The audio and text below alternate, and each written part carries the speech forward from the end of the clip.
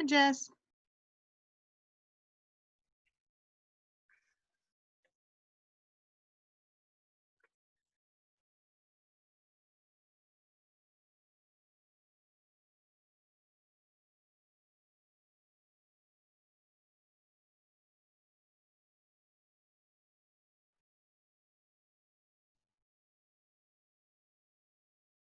Hi, Jesse.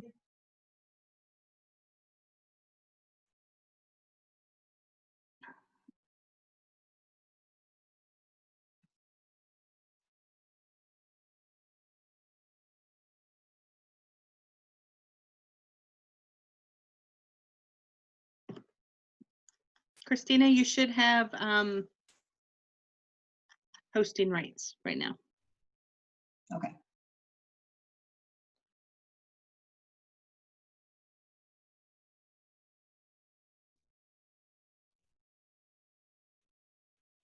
Okay.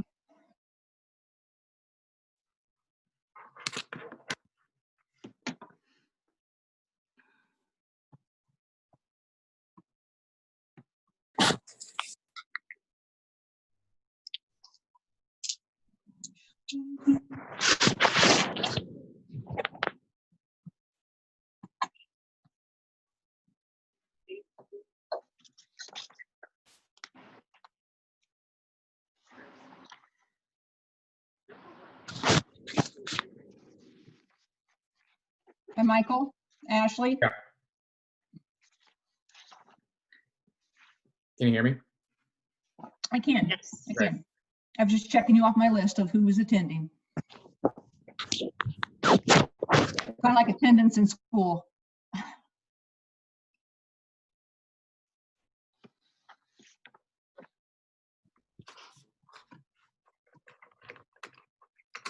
Hi again, Mary.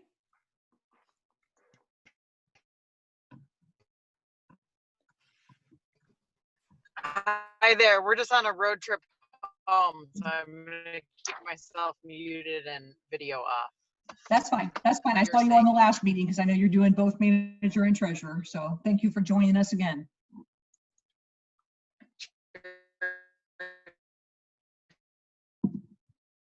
We'll give it a couple more minutes till everybody gets on and then we'll start. A lot of information.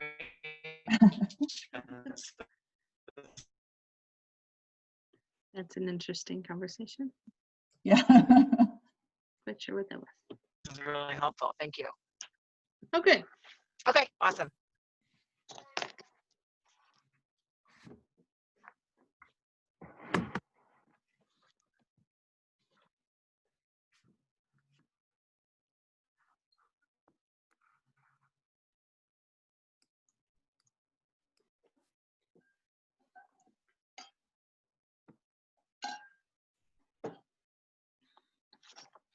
Crispy.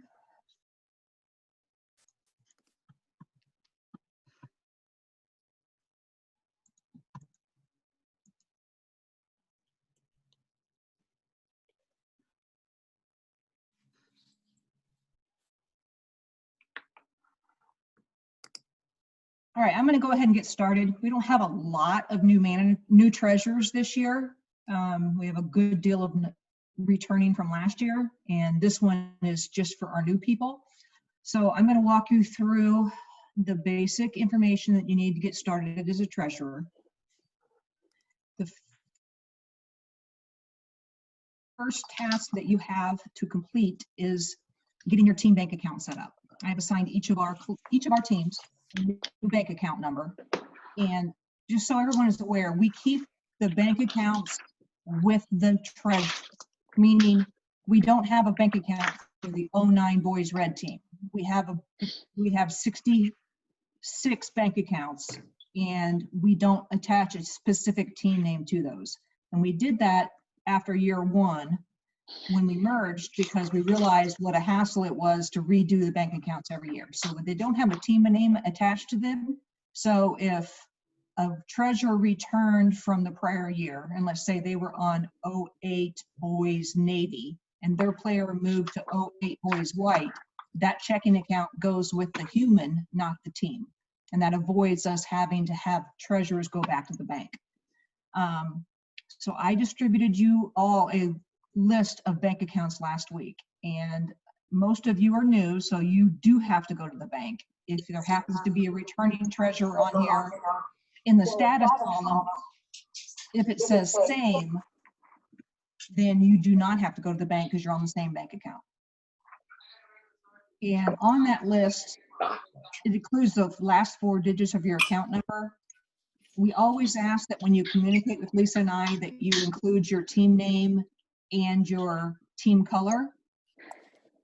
If you're emailing me or asking me a specific question about an invoice or a transfer that needed to be made to your team account, it will expedite me answering you if you give me those last 4 digits.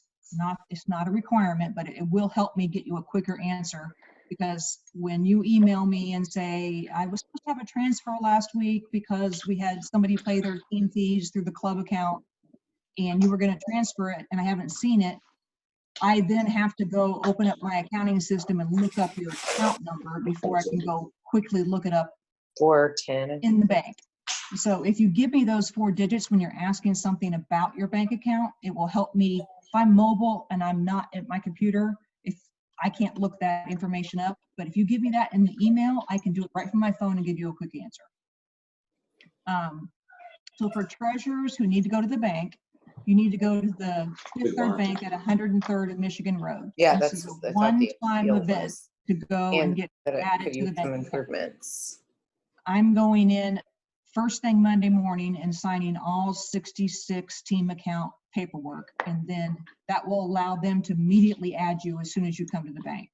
I do it ahead of time so that you don't have to wait for me to come in. So I do them all ahead of time, sign them, you come in, you sign them, show your photo ID.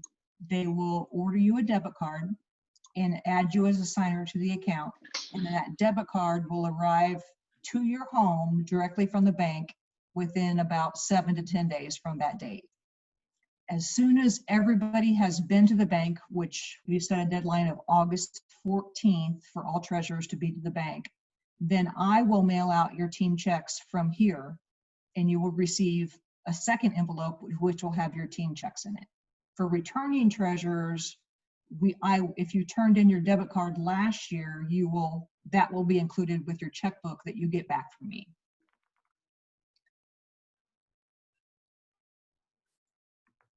Scroll down one. Okay, so when you get your debit card in the mail, that is your user ID to log into Fifth Third. So once you have that, you'll go to fifththird.com, and where the login screen is, you will have an option to register for a new account. And you click that button and you put in your debit card number, and it will set up a user ID for you and allow you to create a unique password. We do ask you not to change that user ID. You can, but we're asking you not to. When we first started, after we merged and became IFJ, we had a real issue with everybody trying to choose Indiana Fire or Indy Fire as their username and getting conflicts. And what it caused at the banking system was for some treasurers to be able to see other team accounts because they had the same username. So we are asking that treasurers continue to use their debit card as their user ID. I know that's kind of a pain, but with Google and everybody else saving your passwords, it shouldn't be an issue as long as you have it saved on your devices that you may be accessing the bank from. Are you sharing your screen? I am. Do you not Oh. see the PowerPoint? Yeah, no. Lisa, do you see it? You're muted, Lisa. I can see it. Yep. Yeah. You can see it? Okay, so Michael, I'm not sure what's up, but yeah, it's shared. Okay, that's fine. We're gonna post it online after we're done. I'm gonna send the PowerPoint to all treasurers after we're done, and then it's also gonna go up under resources. So you Okay, can great. review the PowerPoint after the fact. One other note on online bank access. We still continue to have some glitches with Fifth Third. They struggle with the number of accounts that we have. And there are some teams where you may see a pending bill payment getting ready to come out of your account. unless you know you put that bill payment in, don't worry about it. There are a handful of accounts that they're working on through their IT department right now to fix. And you may see something that is going out of the master club account as a bill pay. Feel free to send me an email if you're worried about it, but 99% of the time, that's just something you can see, but it's really not going to come out of your account. And it says on my PowerPoint that you received your first invoice this morning, but I haven't actually sent them out because I had a few changes that I need to make, but I will be sending them out tomorrow. And that club invoice is a really good estimate of everything that we have paid for your team or are planning to pay for your team. And in the fall, for the fall season only, we're going to adjust that in the spring. We are going to register and pay for everyone's tournaments. The team still needs to do their check-in process, but we will register and pay for all of your tournaments. And then I will bill you back. The same thing applies to your leagues, whether it be CNC or ISL. And then we will send you an invoice that includes all of those fees. Now, we haven't gotten everybody registered for the tournaments that are in later September or in October yet, but we will do that. But I've already included the amount on your invoice. And that is what you should use to prepare your budget for all of the events that we are registering for in the leagues. Now, there's going to be some changes. Directors change their minds, and then we realize we have player conflicts for players who need to, or teams that need to share players, and it may change. I will send out a revised invoice in early September, a few weeks before the due date, of the final amount that you owe if anything changes on your invoice. But I do want you to use the invoices that you're going to receive from me tomorrow to do your budget. And yes, it may be slightly off if you include an amount, and then for some of those events, if we have enough teams attending, we'll get a discount, and we don't know that yet for all the events. And so you may be slightly over budgeted, but in the fall, that is fine because you can always adjust that in the spring. So use the invoice as it's written for the leagues and tournaments that are on that event or on the invoice. Down here. All right, so on to the budget. This is, I had to put it on 2 screens because this is landscape, but this is the templates that I emailed everyone last week. There's a blank template that's in Excel that you can use to actually fill in your numbers. And then there's a sample that I've completed myself for one of our teams so you can see what it looks like when it's completed. You'll have 2 budgets if you are a team that plays in the fall and in the spring. This is the first fall budget, so you're only budgeting through the fall season and for any winter activity that your team might do, like a futsal league or an indoor league that you might do this winter. And the reason we're asking you to do that on your fall budget is because most of those will be due in early January to late January, and you will not do your second budget until late February or early March for the spring season. Now, if something like that, if you don't include it, coach doesn't know if he's going to be doing a winter futsal league, he's not sure yet, we can cover that cost for you. Just send Lisa and I an email if you find yourself in January and coach says, hey, we're going to play futsal, but you didn't include it in your budget. Just let Lisa and I know and we'll cover the cost for you, and then we'll include that cost in your spring invoice. So the first item on the budget is the number of players on your roster.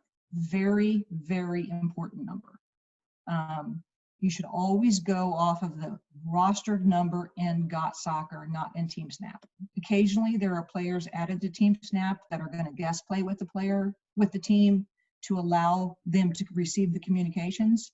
Your official roster number is the roster in GOT Soccer. So Lisa just submitted our cards last night to the state office, and those documents will be available here in the next 2 weeks. And when those are available, Lisa is going to put those up in TeamSnap under your documents folder, under media, and then the file tab.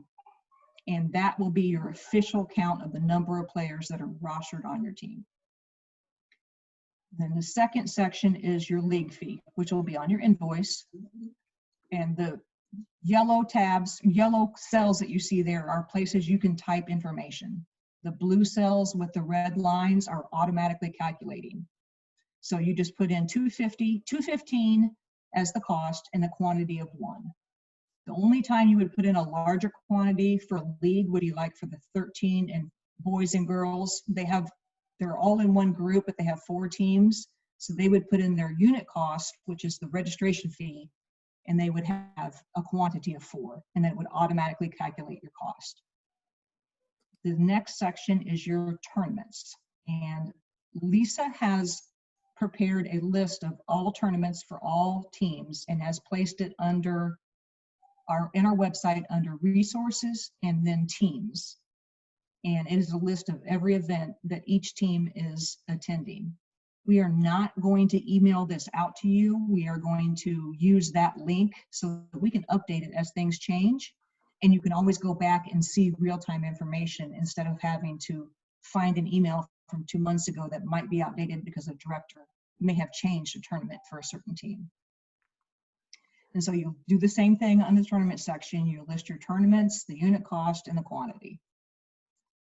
For referees, ISL has their fees on their website at indianasoccer.com under the ISL section. And you can, I'll show you real quick here. You can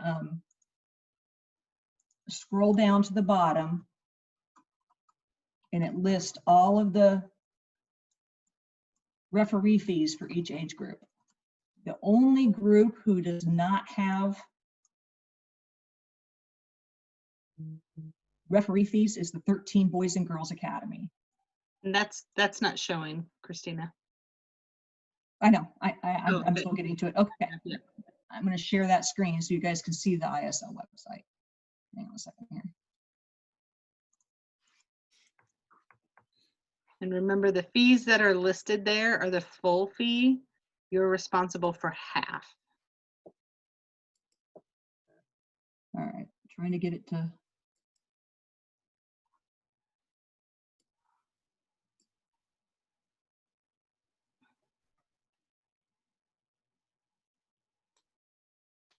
right, new share.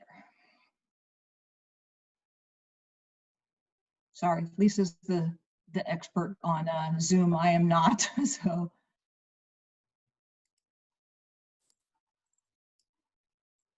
There we go. Okay, see it now? Yep. So this is the ISL page of the Indiana Soccer's website. If you scroll all the way to the bottom, there's a list of all the divisions and the referee fees. And so you see that 122 for U13, 13 and 14U, 2006, 2007 divisions. It's 50, 36, 36. That means 50 for the center, 36 for both ARs. And you're gonna pay half of that. So you're gonna need 25, and then half of 36, 36 times 2. And when you get that money out of the bank, you need to make sure that you get it in exact increments, okay? So you will need 2 sets of $18 for the 36s, and then you'll need 1 set of $25. So you need a 20, a 5, a 10, a 5, and 3 ones times 2. So you're not asking a 14-year-old, 15-year-old AR to make change for you on the field. So if you're supposed to pay them 18 and all you have is a 20, they get a 20. They get a 20.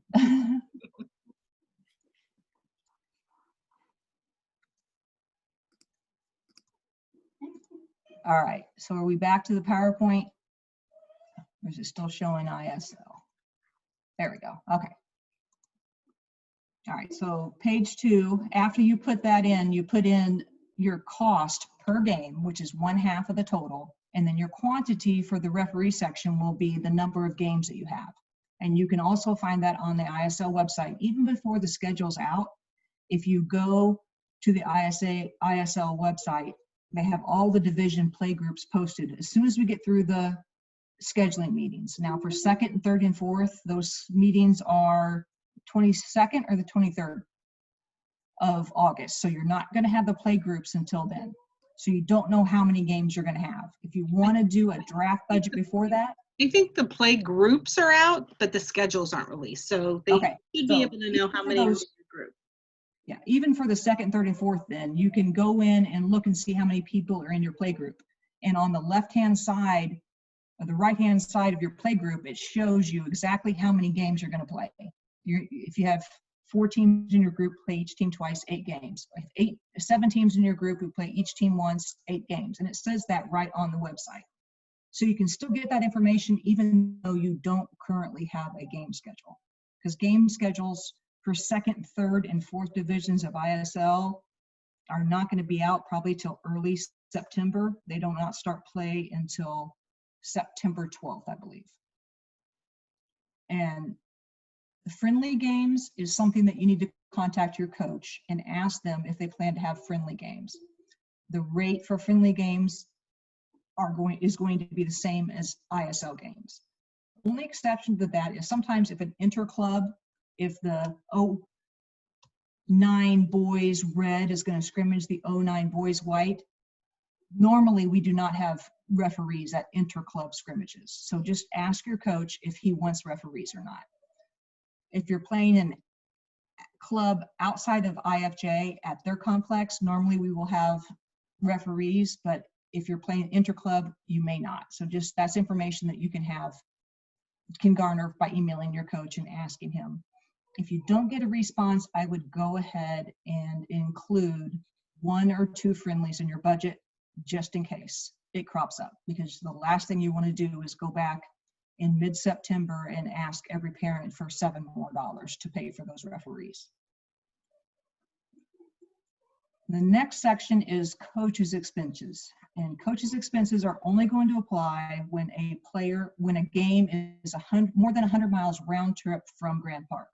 And that would be calculated by using Google Maps or MapQuest and using Grand Park's address, which is 19,000 Grand Park Boulevard, and Googling that to the city that you're going to. You don't have to Google it directly to the field complex because many events use multiple complexes. So if you're going to Cincinnati, just Google from Grand Park to Cincinnati.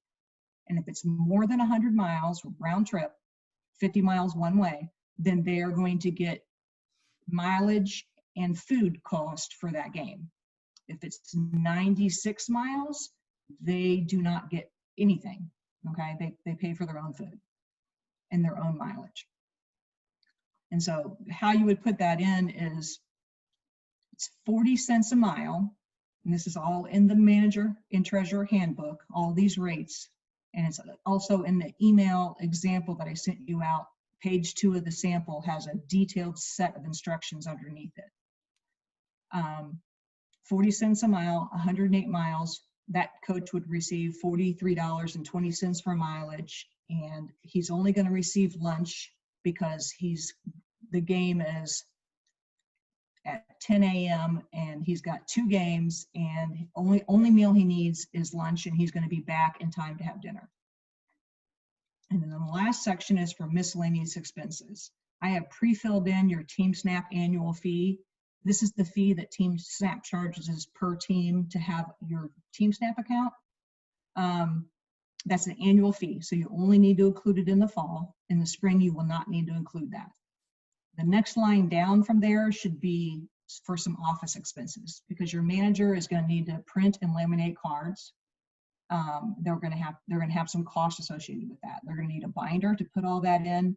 So talk to your manager, have them purchase what they need and get you a receipt. I would usually recommend including about $100 for miscellaneous expenses, at least $100.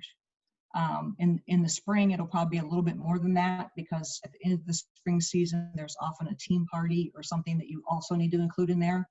But for the fall, you should include at least $100, unless there's something else that your manager tells you that they may need above and beyond laminating cards and getting a binder.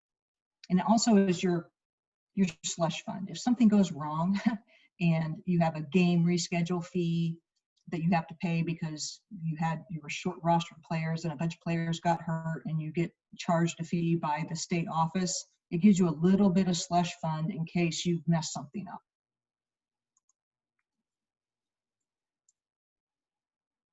Okay, so actually filling out your budget. This is what I was talking about your play groups. The league fees, the club will register your team and pay your fee for all of your fall tournaments. And you'll pay the club back based on the invoice that you're going to receive. You can look up your play group, as I mentioned, on the ISL website.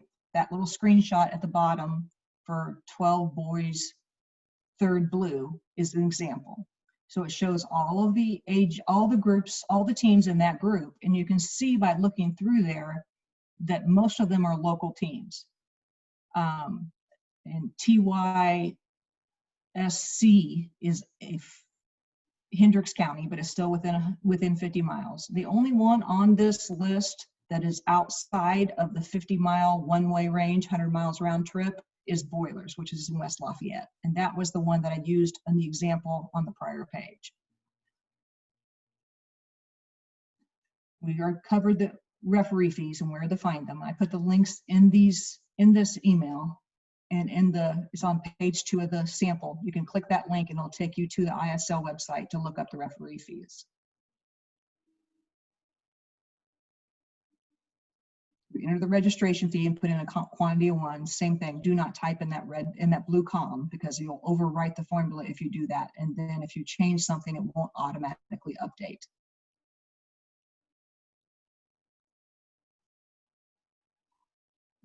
Sorry.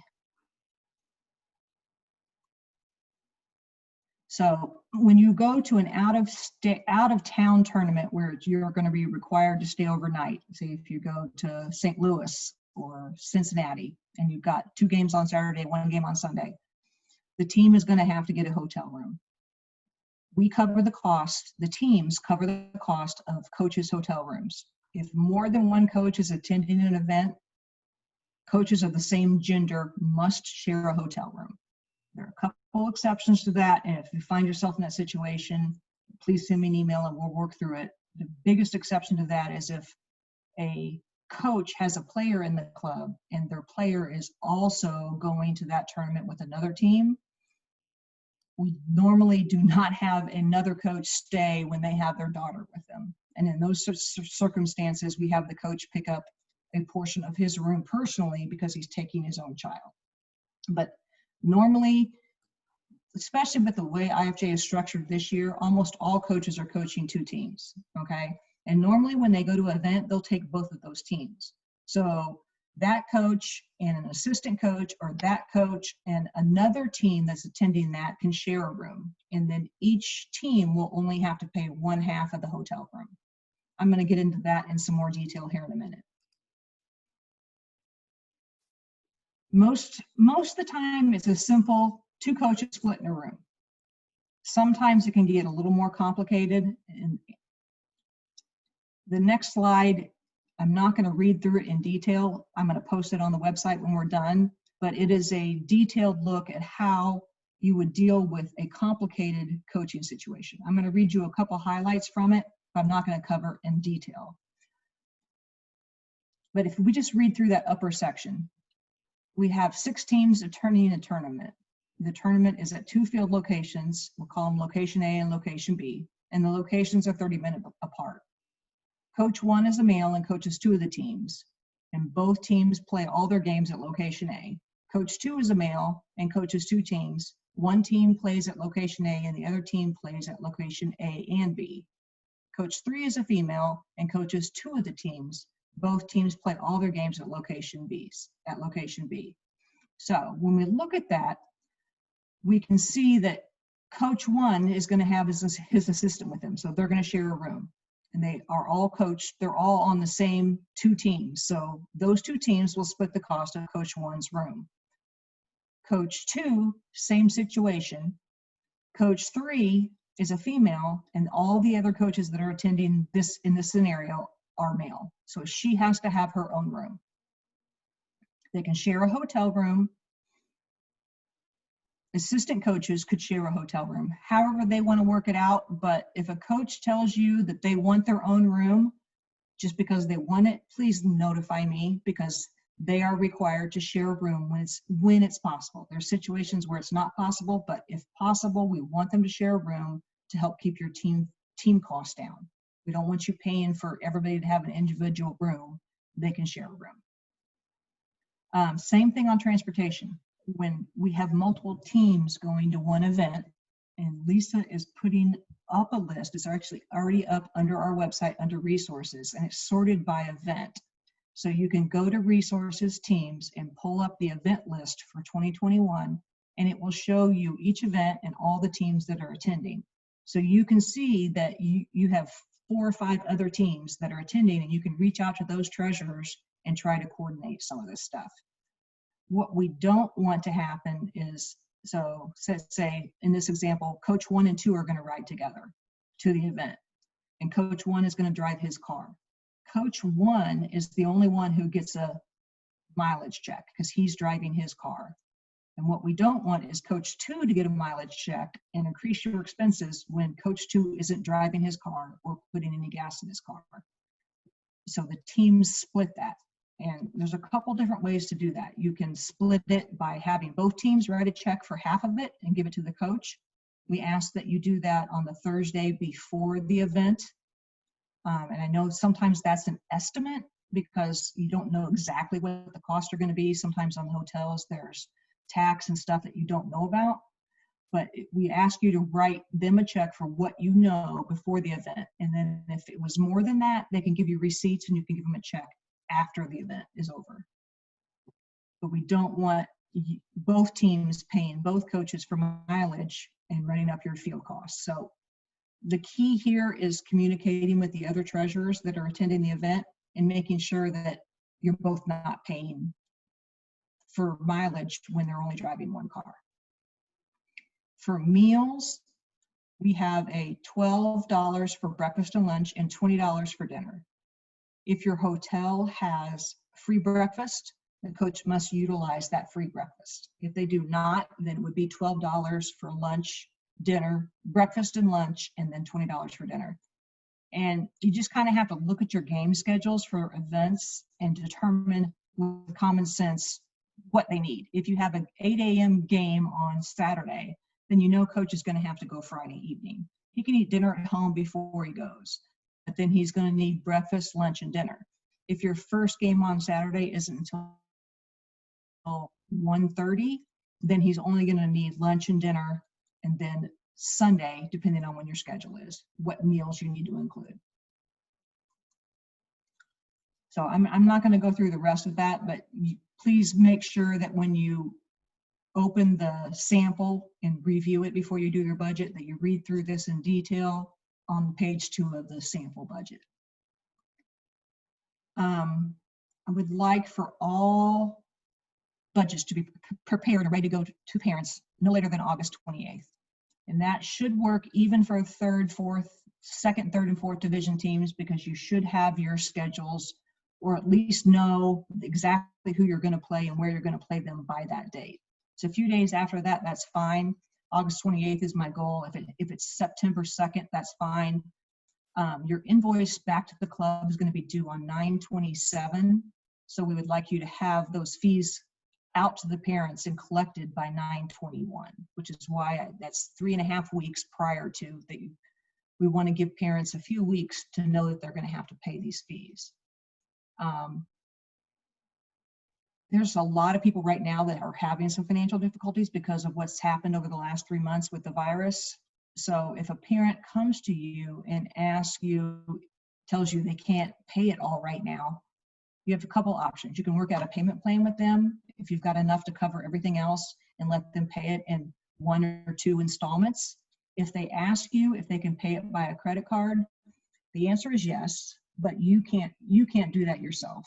If you send me an email, we can charge their account in their Got Soccer account for their team fees. We'll put in an invoice and charge them. And then once that clears, I will transfer the money to your team account. So yes, they can pay by credit card, but it's a process that you have to contact us to make that happen.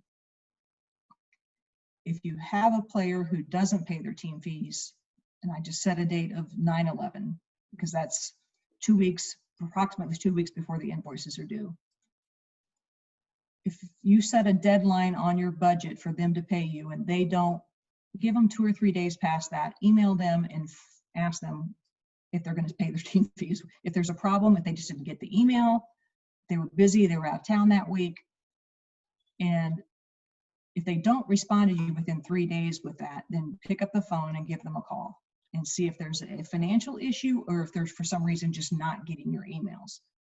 What I don't want you to do is wait until I send you a past due invoice to tell me that you have 4 players who haven't paid. Let me know as soon as you realize there's a problem. Especially with our current situation with the COVID-19, we need to keep these team fees current so that if we do have any kind of a closure during the year this year, that we don't have the struggles that we had last year trying to reconcile everything. If your team fees are paid in full, it's very easy for you to figure out what you need to send back to your parents. If a player is more than 30 days past due, they can be suspended from participation. That's in the agreement that every parent signs. So if they don't pay in a timely manner, please let me know. I actually ask you to send that to Lori with a carbon copy to me. Lori Roberts is our accounts payable person, and she handles all of the billing about soccer. If you send it to me, that's fine. I'll just send it on to Lori, and she takes care of that. But please also copy me so I'm aware that your team is having issues. And in that situation, if you have 3 or 4 parents that are not paying and we have to step in and help, I'm perfectly happy to give you an extension on the invoice until we get that money collected for you. Another big issue that all treasurers have to deal with at some point, and like I said, I'm not going to read this in its entirety either. You can read it when I put it up on the website, but it's a guideline for how you handle your budget when you have a player that gets moved to another team. Very common occurrence. Every one of you is probably going to have to deal with it at some point this season. But our basic premise is that you pay the team that you were originally rostered on. And if everybody is paid in full, it's a pretty easy process. It's when somebody has not paid, they're past due, and then they get moved to another team. It's almost impossible for that prior team to collect the money. And in that situation, we will force the player that's moved to a different team to pay the fee from the original team. So I'm just going to cover the very, very bottom where it says example down here. So let's say a player was moved from team A to team B, and team A's fees were $233 and team B's fees were $286.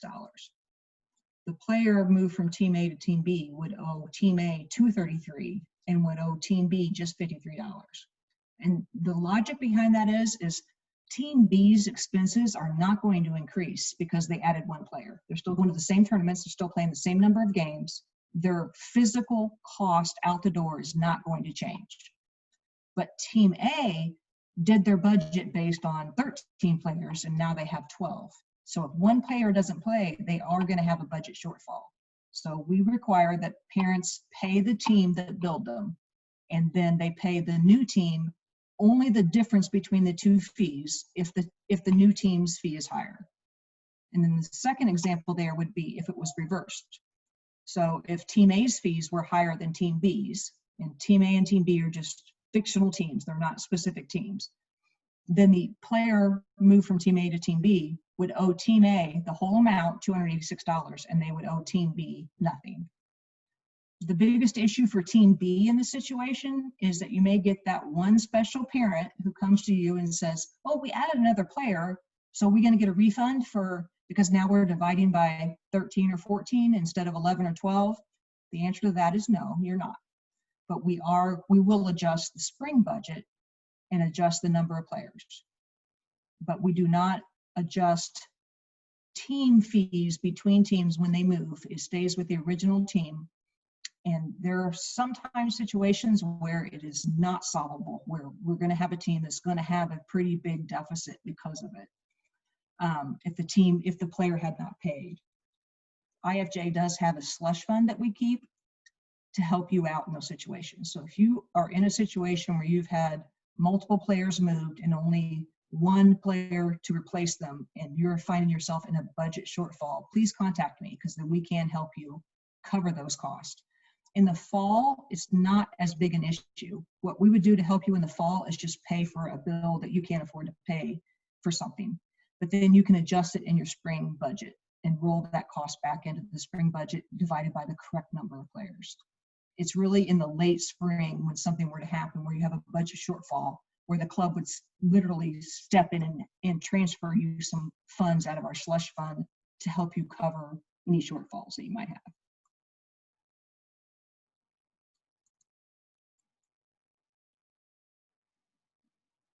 All right, so I'm gonna share the actual budget.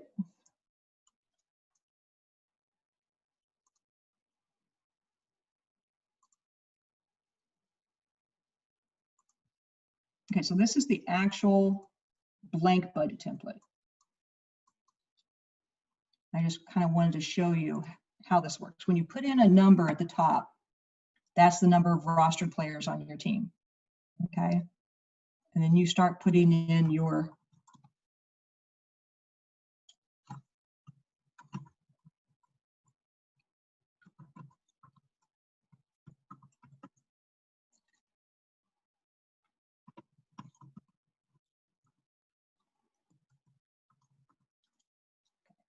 you see it automatically fills in the calculated numbers. And then down at the bottom, it's going to give you your total subtotal. This second line here is most commonly used in the spring. It would be to add in a shortfall from the fall season or a surplus from the fall season. So at the end of the fall season, if you had $325 left over because a game got canceled but never got rescheduled, or you didn't go to a tournament, you would put in that total, and it would bring down the grand total for the spring season and divide it by the number of players, okay? And then down here is where you would put in the due date. And then this field is actually instructions for how to deliver the check to you. I recommend you just have them mail to your home address listed here. Trying to collect them on the field is an option if you're actually going to be there, but it's found over the years it's not a good idea to send a check with a 10-year-old and tell the 10-year-old to give it to somebody else, because it probably is going to rot in the bottom of their bag. So I recommend that you just have them mail the checks directly to your home address, or if you're going to have a fall meeting, you can collect them all there. If you're going to be at training, you could send out an email and tell them you're going to be at Thursday's training and you're going to be on the north side of concession stand 2. Please stop by and give me your team check.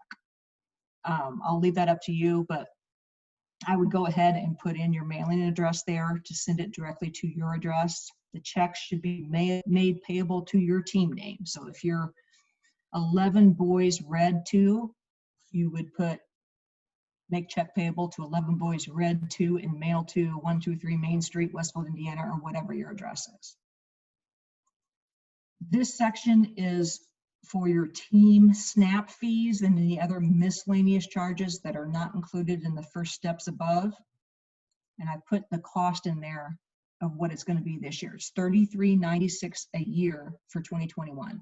And that's one-time fee. So you won't need to include this again in the spring. So you put that in there, it adds it in. And then down here is where you would put in miscellaneous expenses. And this is mostly for the manager. The manager's going to need a binder, going to need lamination, cardstock, and we'll probably have some printing costs to take the PDF files to get the cards printed to Kinko's to get them laminated and printed in color.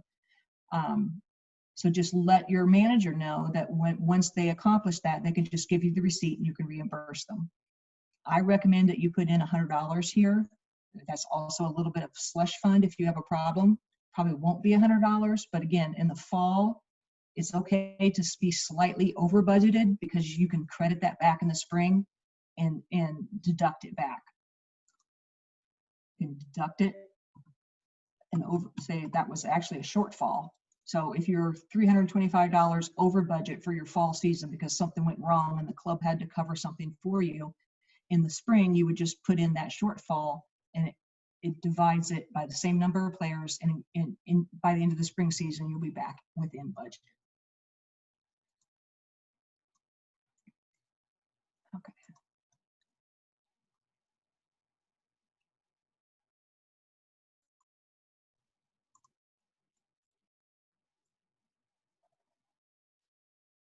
Now, I am going to be emailing the invoices out to you directly to your email address. In prior seasons, we have posted them in TeamSnap, but I've already got everybody into the system. All of the treasurers are now registered. So my intention is to send them out via QuickBooks. They'll come to you from Seahor to Indiana Fire Juniors. Should not get kicked to spam, but if everybody could please make sure that I'm in their contact list so that it doesn't get kicked to spam. And you know that you should be receiving an invoice from me here in the next day or two. If you don't receive it, please let me know, and I can send you a separate PDF copy of it. I will resend those in early September for anybody that had changes. If anybody gets moved from one league to another, or a director cancels the tournament or changes something that was not on our original list, we'll send you updated invoices for the actual amount you owe. But this first invoice is what you should use to do your budget.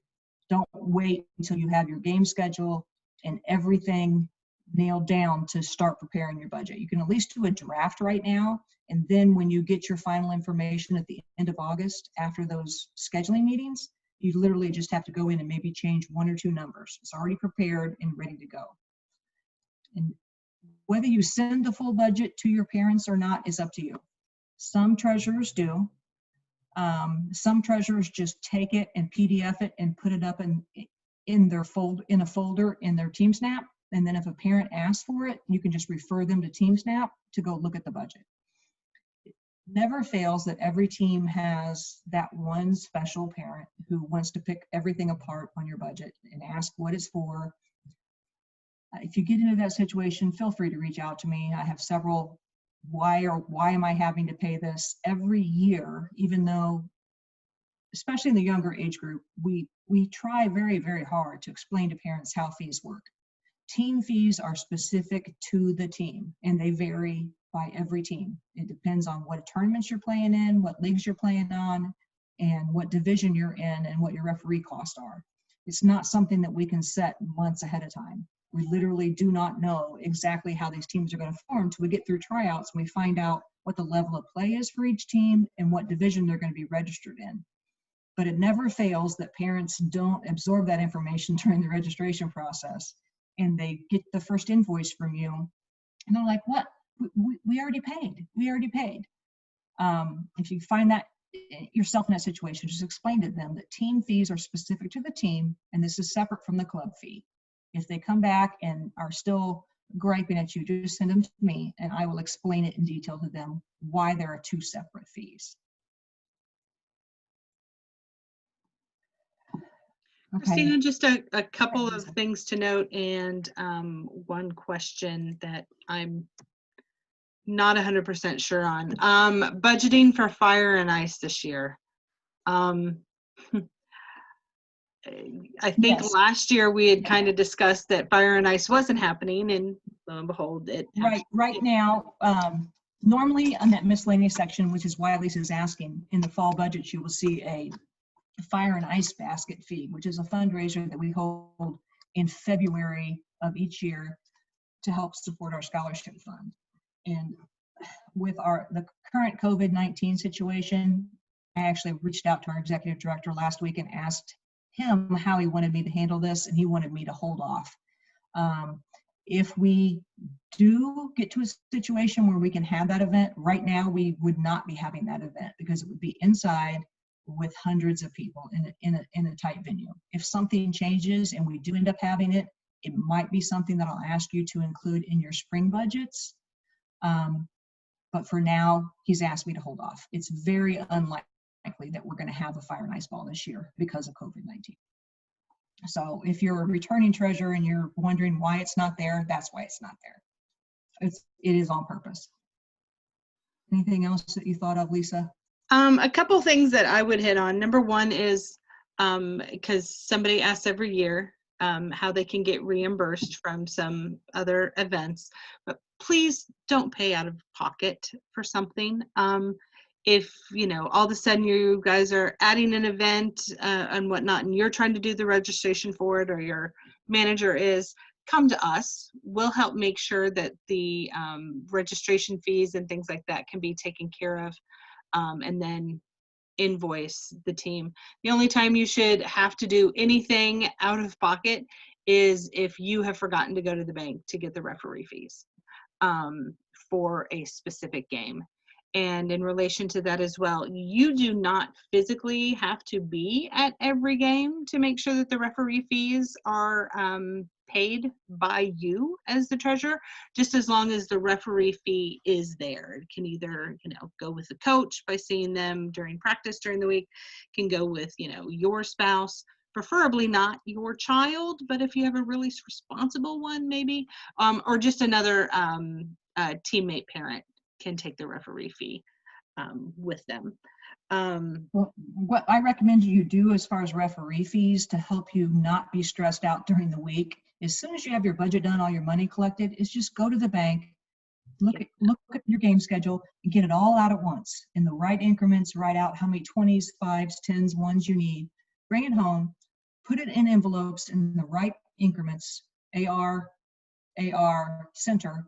Label the front of the envelope and stick them in a drawer with the game number, the date, and the time. And then if you happen to get sick or you happen to have to go out of town for work that week, you can just tell your husband, they're in my second desk drawer, pull out game number and the date and take it to the game with you, so that you're not running to the ATM 10 minutes before a game starts because you don't have the referee fees. Because you have to, they will not start the game. If you show up without referee money, they will not start the game. They have to pay them before the game starts. And on that same topic, if your team shows for a game or doesn't have enough players and cancels a game after the deadline, you do have to still pay the referee fees. What will happen in those situations, and we've had it happen before, where there was some confusion or a manager had the wrong date and the team didn't show up, you have to pay for the referee fees and you may be given a fine. And those bills will come in to us. I will pay it on your behalf, notify you, and then send you an invoice to cover it after the fact. If you have the money out of the bank already and you have the money to pay the referee fees, you just put it back in the bank and then you send in a check to cover the fine. And additionally, if the game starts, obviously the referees are paid. If it happens to be stopped due to weather, the referees keep that money. And then if you have to reschedule, you'll have another referee fee. Additionally, if say an AR does not show and you have a parent that runs the line then for one of those games, you do not have to pay the parent, obviously. You can if you really want, but then that money from that referee fee just goes back into your bank account. Can be used for slush. The tournament fee, tournaments and referee fees. Probably the very common question I get from new treasurers. When you go to tournaments, you do not have to pay the referee fees. That's part of your registration fee. And I don't think we have any older age groups in here, but a lot of older age groups will play league games within a tournament. And that's one benefit of playing a league game at a tournament, is that you don't have to pay the referees. And in lieu of that, you're paying the registration fee. So when we're talking about referee fees, it only applies to league games and friendlies, not tournament games. You don't have to worry about it at tournaments. That's what the tournaments pay.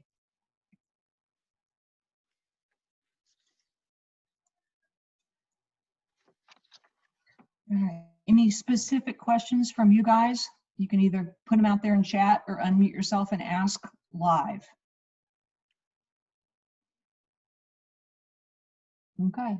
Christina, can we go ahead and show, I'm going to, can you show the resources area, please? yes. Thank you. So the resources area has a whole lot of information besides just kind of that event listing. It also does show some how-tos type of things for managers. It's got some of the budget templates and things like that for you guys.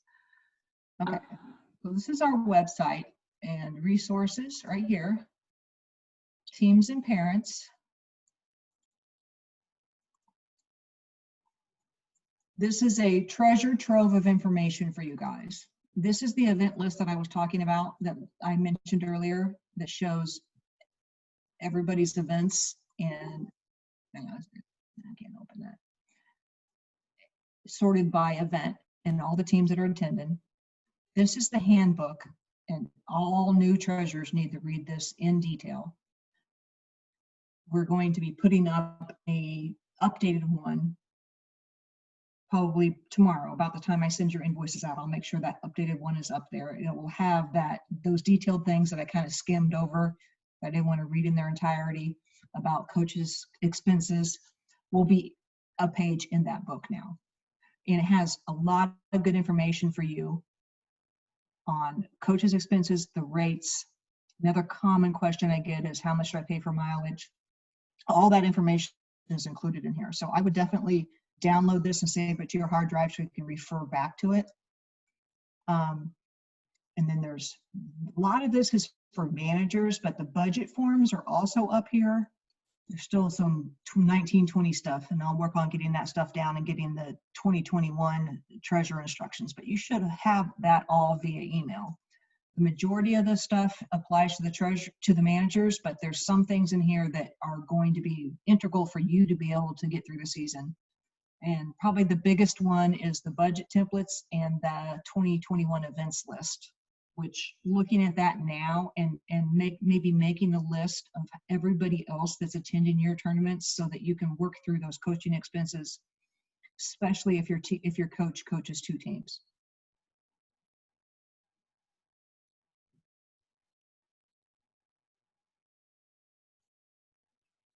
Let's see what else is in here.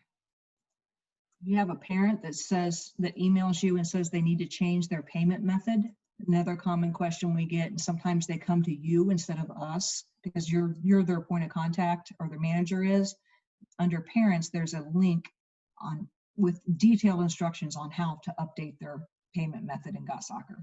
We cannot do it for a parent. They have to do it themselves, but the instructions are right here. And most of the forms and other information on here are things that the manager will use, but you should know where to find them if you need them.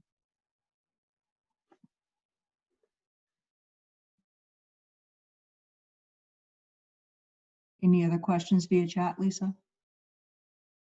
Okay. You guys good? Any questions? Okay. We'll call it a meeting. You guys let me know if you need anything. And also, one more reminder. I know we said this before. Please make sure that every time you email Lisa or I handle treasurers, Lisa handles managers. There's a lot of crossover. People get confused and email us both. That's fine. Please make sure you tell us what team you're with in the cover. Even when you're responding to an email that you receive from us, often we're sending those through TeamSnap or Got Soccer, and the emails come through to you like it just is to you. And so people reply to them and answer the question, and I have no idea who they are. We will learn who you are, I promise. By the end of the 2020, we'll know all of your names and which team you're with. But if you just reply to it and ask me a question, I have to look up your email address and then go figure out who you are and then go figure out what team you are. If you just put in the subject line or at the top of the email, 09 Boys Red 2, that expedites it greatly. If you're asking me specifically something about transferring money to your account, if you could include the last 4 digits of your account number, that will also help me answer quickly, especially if I'm mobile and I can't. If you have an urgent situation where you need funds to pay for something and you were supposed to be getting a transfer from me and it's not there, if you give me those 4 digits, last 4 digits of your account number, I don't have to get to my main computer and look up your account number before I can get into the bank. I can do that from my phone and probably solve the problem while I'm on a soccer field somewhere, if I know that information in your first request.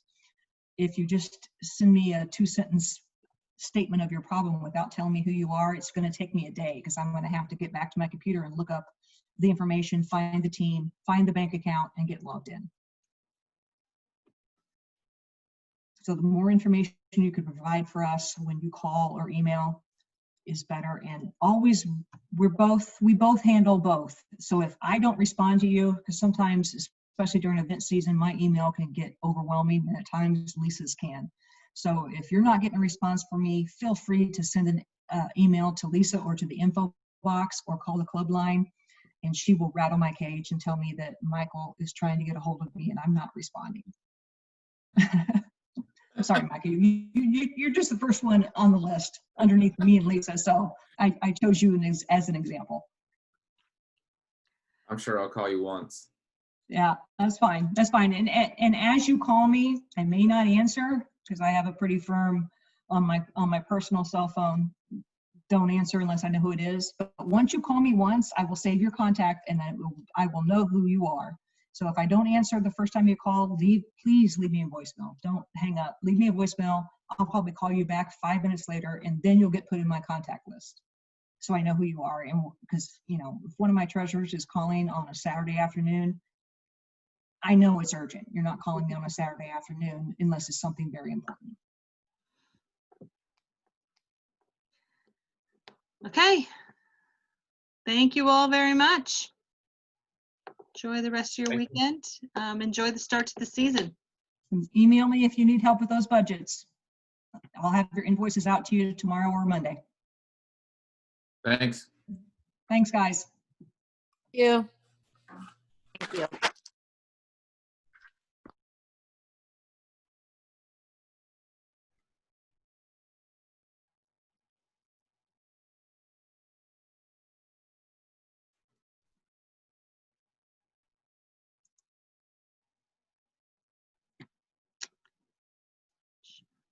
Lisa, why are you controlling my screen? I'm trying to exit.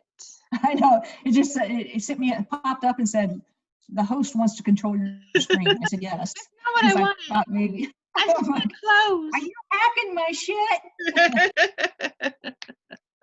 I'm going to close now. Bye. Bye. Have a good day. You too.